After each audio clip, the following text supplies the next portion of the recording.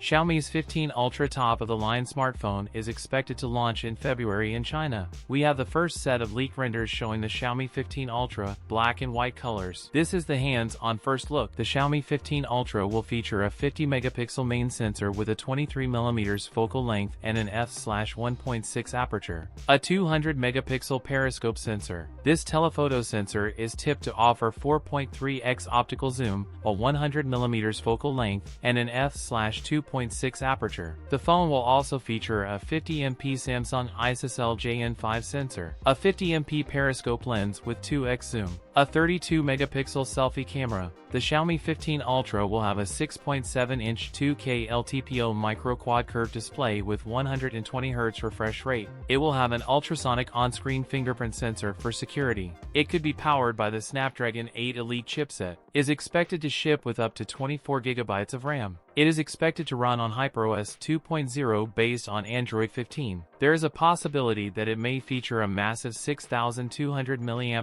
battery. That's it for today's video. If you enjoyed it, don't forget to like, comment, and subscribe for more content. Thanks for watching, and I'll see you in the next one.